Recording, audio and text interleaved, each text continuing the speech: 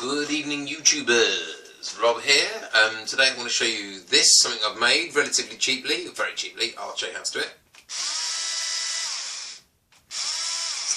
Spinning a bit quicker here than it is on there for some reason.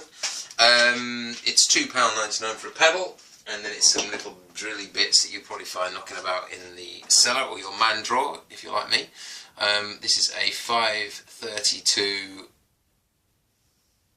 square into hex drill bit, and that's a hex screwdriver bit as you'd get on screwdrivers. You can also put it into the drill for faster speeds, and very simple to make. It comes with a little hoop on it originally, this paddle.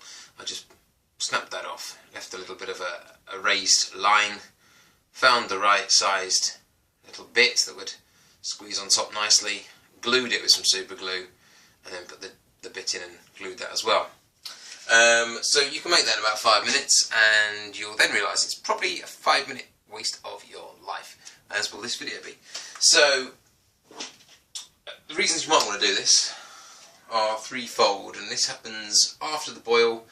Your wart's in there, you're going to cool it, you're in the process of cooling it, maybe you've already cooled it, but maybe you're in the process of cooling it with your wort chiller.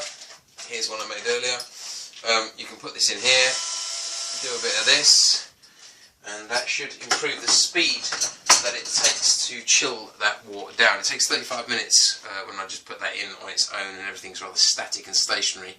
And this will obviously keep the water spinning and help move the hot parts over the cool element. So that's a bonus, and I think that's going to be worth doing.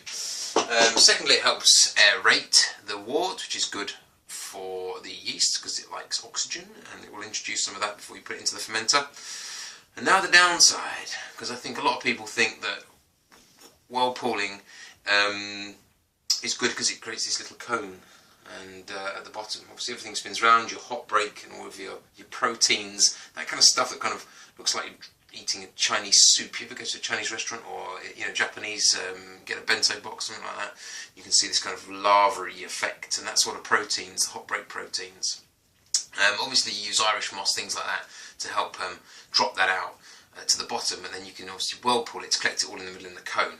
And then from there, once it's all kind of collected out of the way of your tap, you open your tap up, let it go into the fermenter, and it leaves all of that behind, and herein is the problem.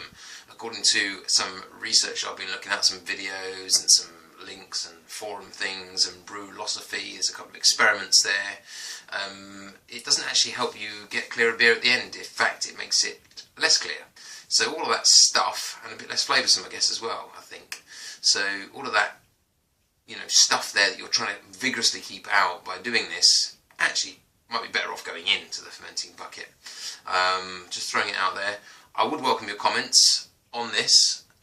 If you think you should get a cone, should try and minimise trub into your fermenting vessel, or if you think you should maximise trub into your fermenting vessel, I would like to hear from you, because I don't really know. I'm going to give it a go because I made it now, and just a waste of glue otherwise. So I'm going to be polite to myself, give it a go, see what I think, and yeah, I'll report back.